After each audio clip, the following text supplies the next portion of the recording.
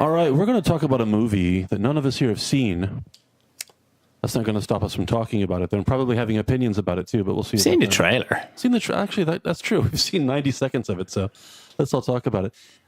It's a movie called, in English, it's called Hurricane. In Polish, it's called 303, The Battle of England, strangely enough. And it's about one of the more interesting and dramatic chapters of World War II. And the details of the story are pretty familiar to most people here in Poland. But outside of Poland, it seems that it's much less known and maybe overlooked altogether for most people.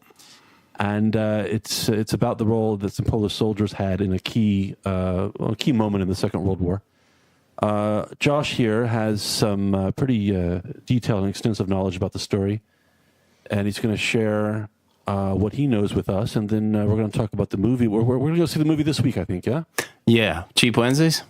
Cheap Wednesday sounds good. So let's talk about the story now. We're going to go see the movie this week, and then next week we'll come back and talk about what we thought about the film itself. But Josh, tell us about Division 303.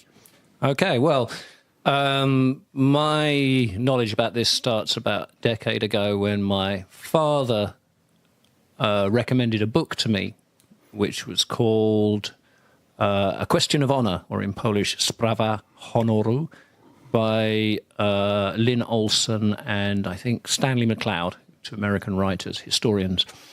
And this was about the 303 Squadron, or the Kościuszko Squadron, which was a squadron of Polish pilots that was belatedly brought into action in the Battle of Britain and turned out to be extremely effective.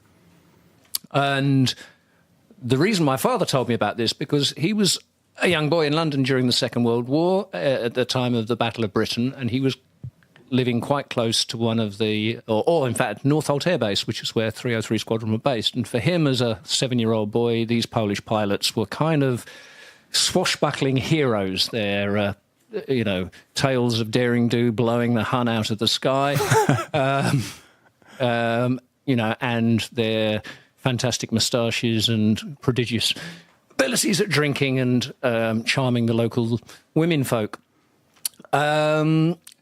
So I was keen to read this book, partly because of my father's enthusiasm. He also warned me that it would be quite upsetting in places. And I bought the book and started reading it. And the first chapter actually started with a victory parade on the Mall in London after the end of the Second World War, in which the combined forces of the Allies, including New Zealanders, Canadians, Australians, Americans, Gurkhas, various other kind of armed forces personnel who participated in the Second World War in the Allied victory, except for Polish military, who requested not to be there by Stalin because of his own views about Poles and Poland.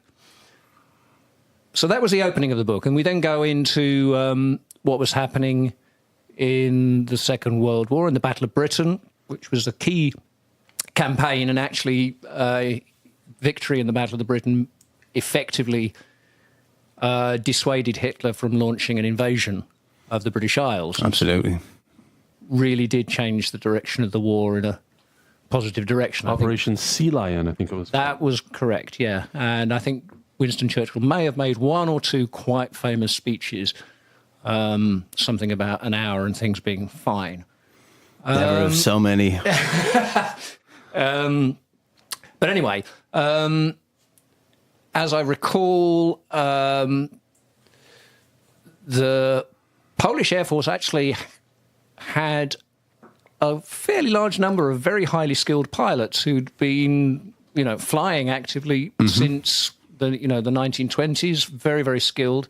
And with all the stuff that had gone on after the invasion of Poland and then the declaration of war and military personnel slowly making their way through Europe and ending up in Britain. And we had a large number of qualified pilots who were straining at the leash to get at the enemy. But the RAF and the British military setup in general were a little reluctant to kind of incorporate these people because they weren't sure if they really understood discipline of the British Armed Forces and so forth like that. So for a long time, they kept them riding on bicycles and practicing tactics. A bit of a culture clash, maybe. Well, I think just kind of like the British way of doing things is the right way. And, these people probably, Johnny Foreigner doesn't really get it. When in fact the RAF was full of green recruits because they'd been blown out of the sky, and they were unprepared for the Battle of Britain. They needed this Polish influx. They absolutely did. I mean, one of the interesting things was at that stage in the Battle of Britain, we were churning out aeroplanes, making aeroplanes at a hell of a rate, and we just didn't have people to fly them. And in the end, somewhat grudgingly, and I think the hand was even forced a little bit by two Polish pilots being out on a training mission over the English Channel, and they spied some Messerschmitts and ignoring or switching their radios off or whatever, I forget the details, but they kind of went after them and blasted them out of the sky, and then came home and they were sort of reprimanded for disobeying orders. They said, "What we did? We were training." And then shortly after that, it was kind of agreed, okay, we'll let these guys, they obviously do know how to shoot planes down, and let them do it. And by the time that the Battle of Britain was effectively over and won, 303 Squadron had, I don't know what the statistic pans out at, but, per man, per pilot, per man hour flown, had shot down more German planes than any other squadron. Overachievers. I mean, and not by a small margin, but by something like, double as many. It was, it was a comprehensive.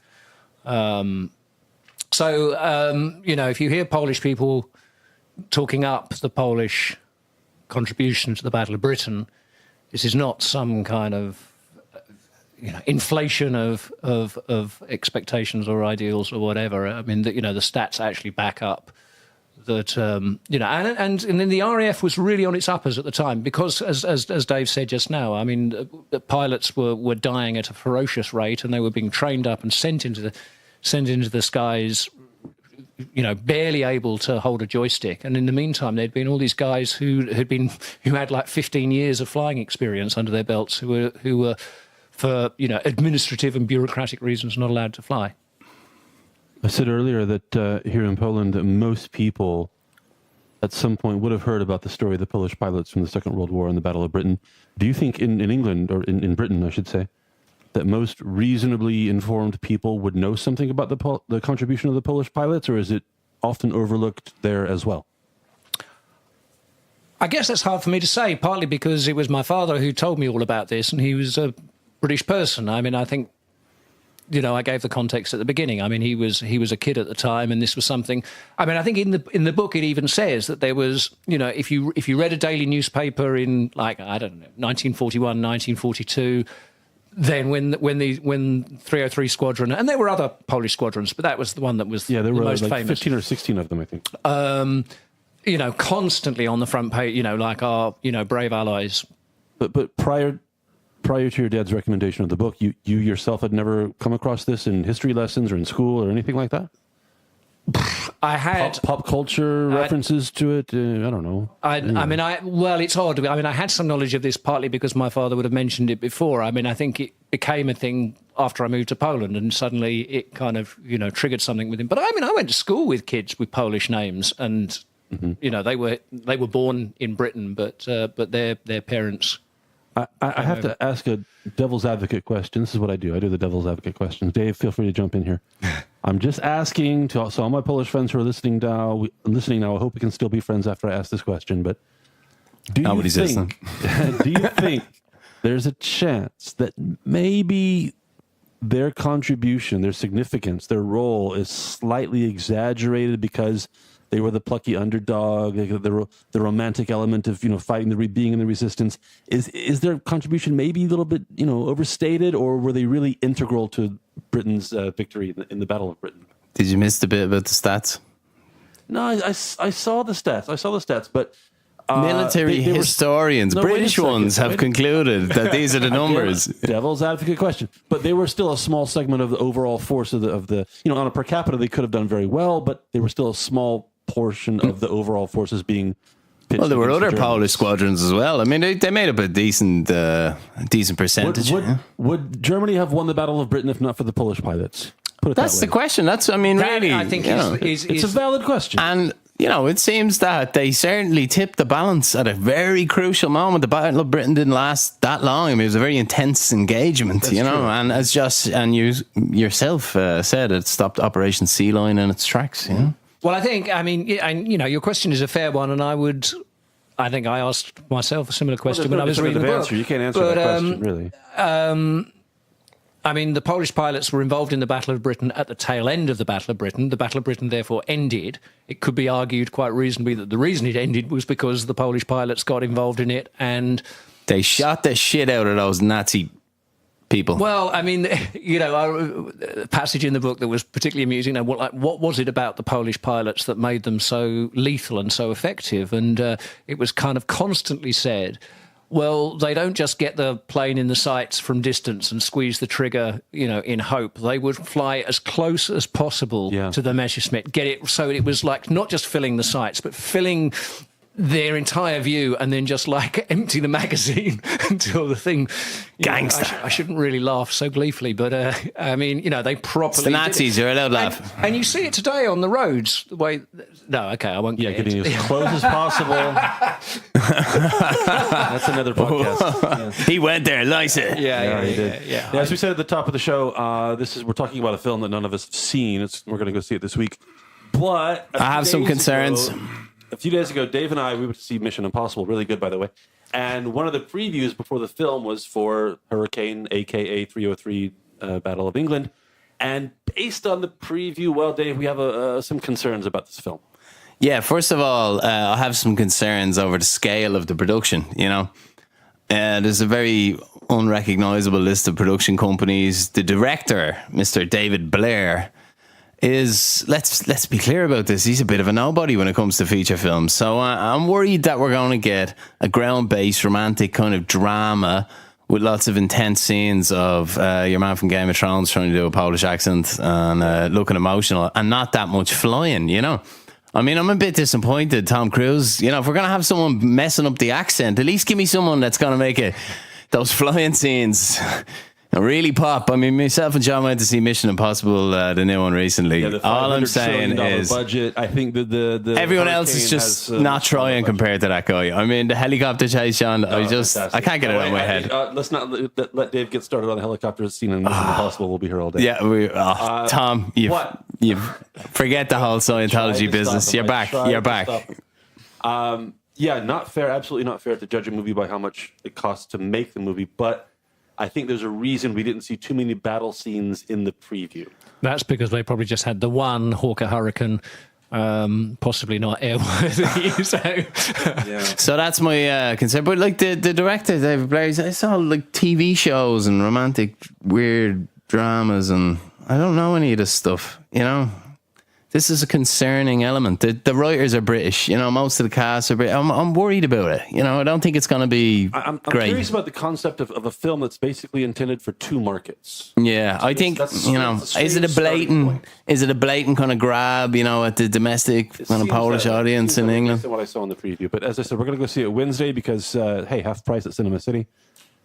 We'll go check it out, and next week we'll tell you what we think about. But there's kind of nothing worse. Sorry, no, I'm not finished. There's nothing worse than when like this great story now has been made into a movie. If it's shit, nobody else is going to make a film about it for a long time. They'll have blown the chance to show off this great, wonderful story. I'm ready right now to give it a 7 out of 10, even before seeing it. 7 out of, to be generous, maybe as low as 5, but I think it has a ceiling of 7. I mean, you're nodding your head. Do you think so? What do you think of your man, Ewan Rion? Is it the guy from Game of Thrones? He plays the evil torturer. What's his name in the Game of Thrones? I can't believe it. Oh, blanked. Yeah, no, I don't know. Yeah. Ramsay Bolton's enlisted son. Anyway. Yeah. Anyway, on that note, we'll wrap things up. Tune back in next week and find out what we think about Hurricane, a.k.a. 303 Battle of England. Yeah, where I will retract my skepticism if it's good. I'll be fair. I will. I'm sure you will be. All right.